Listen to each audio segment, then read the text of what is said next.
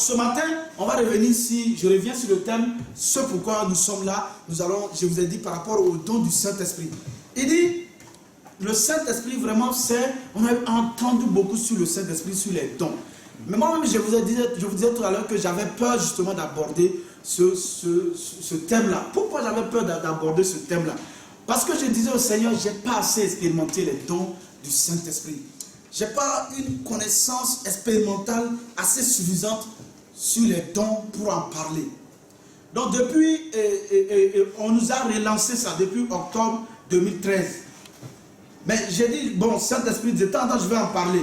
Mais simplement, je vais mettre ça en stand-by jusqu'à ce que tu m'emmènes moi-même à une expérience avant de commencer. Mais depuis quelque temps, il m'a dit, mais si tu n'en parles pas, ce n'est pas pour toi seul. C'est-à-dire que les autres doivent bénéficier. Donc tu dois parler du peu que tu sais là et du peu d'expérience que tu as. Et ça va permettre que ces dons-là se manifestent dans l'assemblée. Et ça va te permettre à toi aussi de pouvoir les manifester. Amen. Amen. Et je vous assure que pendant les temps de prière, le Seigneur m'a parlé par rapport à ça. Donc je m'attends à ça.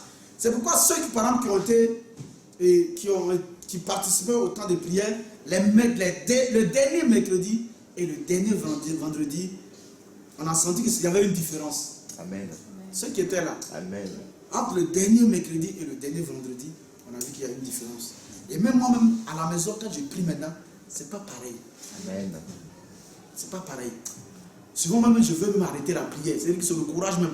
Parce que la présence, je commence à être plus conscient de la présence du Seigneur. Amen. Je commence à être plus rassuré. Amen. Et je commence à voir que pendant mes temps de prière, à un moment donné, quand je prie longuement à langue, quand je m'arrête, c'est des paroles prophétiques qui viennent. Et je proclame ces paroles-là. Et j'ai une assurance dans mon cœur que les choses vont se passer tellement.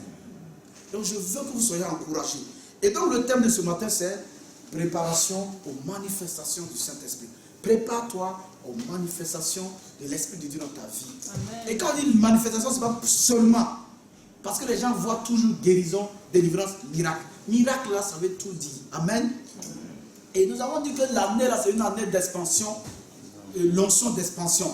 Et nous avons expliqué que le fait déjà de pouvoir étendre le royaume de Dieu, c'est dans différents niveaux. C'est-à-dire que Dieu va donner une capacité, une onction, c'est-à-dire une capacité dans un domaine précis. Maintenant, comme c'est pour étendre le royaume de Dieu, ce sera dans tous les domaines. Que ce soit les domaines financiers, que ce soit les domaines familiaux, que ce soit les domaines maintenant du ministère, il y aura une capacité qui sera donnée. Maintenant, si tu es d'accord que Dieu est bon, il est ton Père, et qu'il te donne la meilleure chose qu'il a, ça veut dire que sa puissance même pour t'accompagner dans la manière de faire sur la terre là, alors tu t'attends à ça, tu vas voir la chose se passer. Amen. Amen. Donc il dit en ce moment, il faut nous préparer. Et il y a une soeur qui nous disait ce matin, tu as dit de se préparer. On n'est pas en contradiction. Tu as dit préparez-vous. C'est-à-dire, Amen. Et je pense que vraiment chaque chose a son temps. Donc il faut accepter de nous préparer nos cœurs pour que l'Esprit de Dieu qui est dans notre vie se manifeste dans notre vie de tous les jours. Si Dieu est ton Père, si Dieu n'est pas resté au ciel, il est venu marcher avec toi, vivre avec toi, te donner la capacité de vivre sa vie ou bien vivre sa vie au travers de toi, c'est pour que tu sois une personne par qui d'autres personnes vont être bénies. Amen. Parce que toi, ça veut dire toi, tu es déjà béni. Et au fur et à mesure que tu marches, tu es conscient de cette présence-là, lui, il manifeste cette grâce-là, cette bénédiction-là dans ta vie. De telle sorte que tout ce dont tu as besoin, il te donne. Ça ne veut pas dire que je ne parle pas de ceux qui disent tout le temps quand tu es enfant de Dieu, tu n'as pas de problème. Ce n'est pas vrai, ça c'est faux. Ah, je suis chrétien, mais pourquoi il y a ça qui m'arrive? Ça, c'est que tu ne connais même pas qui est avec toi. Amen. Amen. Je ne parle pas de ça. Mais je veux dire ce qui est nécessaire pour ta marche sur cette terre. Si tu es enfant de Dieu, il va pouvoir. Amen. Et souvent, on n'a même pas besoin, on ne doit même pas demander ça. Lui-même, il sait.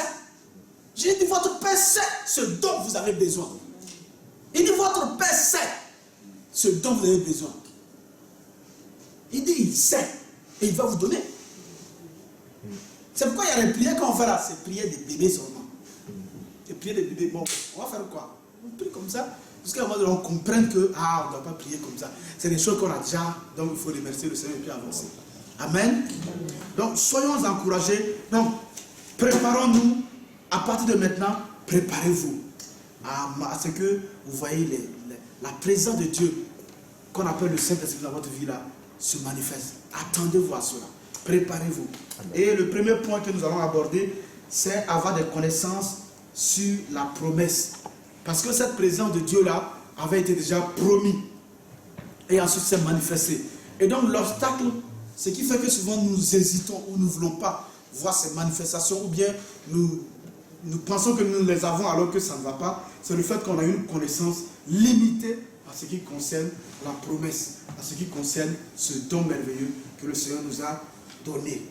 Donc, le Saint-Esprit en nous, c'est Christ en nous. L'Esprit de Dieu ou le Saint-Esprit ou l'Esprit de Christ, c'est la même personne. Et je vous ai déjà expliqué qu'en fait, il n'y a pas trois dieux. Il n'y a pas Dieu le Père qui est assis là, Dieu le Fils qui est assis là, et Dieu le Saint-Esprit qui est assis là. C'est le même être là qui s'est manifesté de diverses manières. Et quand on dit le Christ et Jésus, la parole, on dit clairement qu'il est l'expression. La parole là, ici, il est l'expression du Père, du Dieu créateur.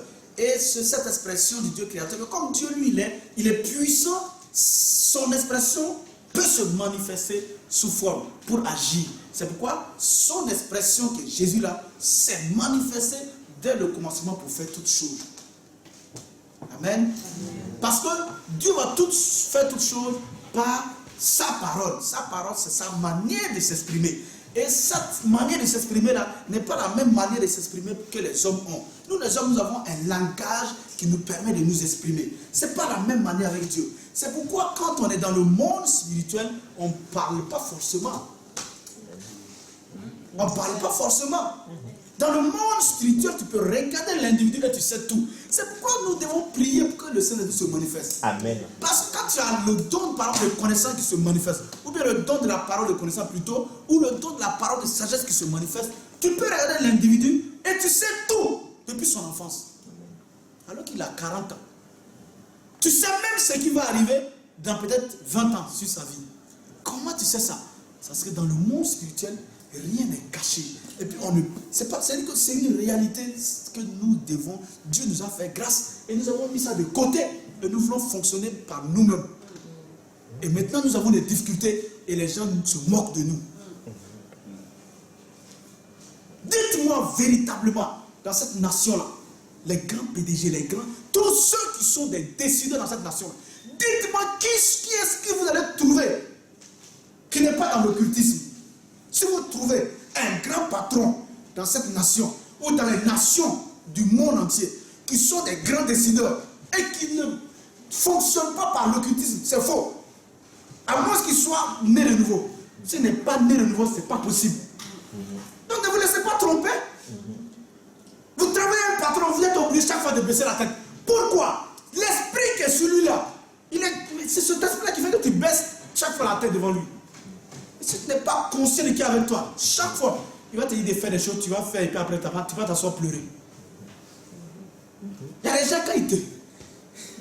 On me parle, bon, je ne vais pas dire, mais c'est un président. Il est toujours en exercice. Je causais une fois un de ses gars de corps. Et il me dit, mais tu ne peux pas le fixer. Et je causais d'autres personnes, je dis que mais ce homme-là, tu ne peux pas le regarder dans les yeux. C'est pas possible. Si tu as fixé comme ça, mon ami, c'est pas possible, tu ne peux pas.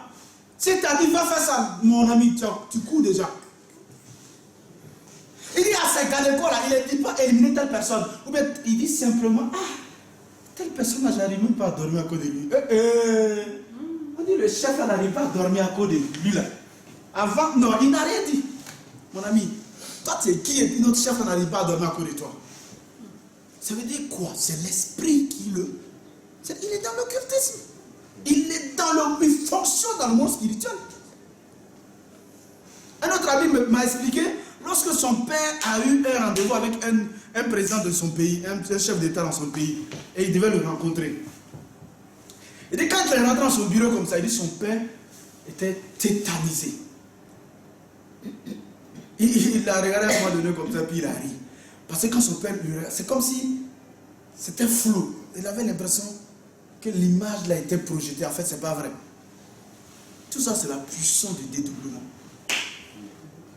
Donc, véritablement, nous pouvons nous leurrer, frère. Nous pouvons dire que les gens là, c'est parce qu'ils sont intelligents, c'est parce qu'ils travaillent, c'est parce qu'ils font ceci. Mon ami, tout le monde sait qu'aujourd'hui, là, pour que tu puisses occuper des postes, des grands postes à responsabilité, des grands postes, disons, grands postes dans les organismes internationaux, mon ami, il ne faut pas qu'on se trompe. C'est pas possible. C'est pas possible. Tu n'es même pas, non seulement tu n'es même pas dans l'occultisme, mais avancé. Avancé. Donc, Dieu veut que nous comprenions quel est l'avantage, quel est le privilège, quelle est la puissance. Il dit, oh, il prie pour que Dieu ouvre nos yeux, pour que nous puissions voir quelle est l'immensité de la puissance dont il dispose pour nous qui croyons en Jésus-Christ. Donc c'est vrai, il y a une puissance. Et c'est cette même puissance-là qu'il a utilisée pour ressusciter Jésus des morts. Et nous sommes là comme ça, faibles. Que c'est des papiers, ils cherchent papier. Ah, je veux travailler. Ah, je veux ceci. Je veux un enfant. Je veux une femme qui craint Dieu. Je veux ceci. Et ce n'est pas possible. Il y a un problème. Il faut que nous acceptons nous repentir de ce péché-là, d'avoir négligé un don que Dieu nous a donné, que nous avons mis de côté. Aujourd'hui, quand vous nous voyez, entre nous déjà, église, on est là simplement à se jeter des pierres. Il y a un problème. Je vous assure que moi, je suis convaincu de ça. Que si nous revenons, laisser le Saint-Esprit, cette présence de Dieu qui nous a donné, cette capacité de Dieu qui nous a donné, pour étendre le royaume de Dieu, si nous revenons à lui, si nous nous attendons à lui, on n'aura même pas besoin d'Internet pour faire la publicité. On n'aura même pas besoin de télévision pour faire la publicité. On n'aura besoin de rien. Les gens vont courir derrière vous. Les gens vont courir derrière chacun de vous. Frère, tu ne peux même pas sortir de ton travail. Matin, tu te réveilles à 3h pour sortir de ta maison avant 3h, tu vas trouver des gens qui sont assis devant ta porte. Que nous, on a dévancé le jour pour te rencontrer. On nous a dit que la solution de notre problème est entre tes mains. Tu dis oui, j'ai la solution de votre problème. Parce que celui qui a la solution de tous les problèmes, c'est Jésus et il est avec moi. Amen. Jésus est avec. C'est-à-dire que quand on dit Jésus est la solution à tout le monde, et ça, c'est pas de l'orgueil. Jésus est la solution à tous les problèmes. Ce Jésus, il agit en qui? Au travers de qui? Au travers de l'église. Que vous voulez ou vous voulez pas, il agit comment? Dans l'air comme ça? Non. C'est-à-dire que c'est important. Dieu peut faire des exceptions, se révéler d'une manière merveilleuse à certains individus. C'est exceptionnel. Mais regardez, pour montrer l'importance de l'église, l'individu que tu es, quand il a voulu sauver les païens pour la première fois, Corneille, il a envoyé un ange, non? Et c'est l'ange qui a prêché l'évangile. Non. L'ange là l'a dit simplement à l'homme là. Le surnaturel s'est manifesté pour qu'il ait plus confiance à ce qu'il croit, à ce qu'il lisait là, à ce qu'il faisait comme prière. L'ange l'a dit, envoie appeler Pierre, il est quelque part. Là, on n'a pas dit ce qu'il va dire, il dit qu'il viendra et il te dira ce qu'il faut faire.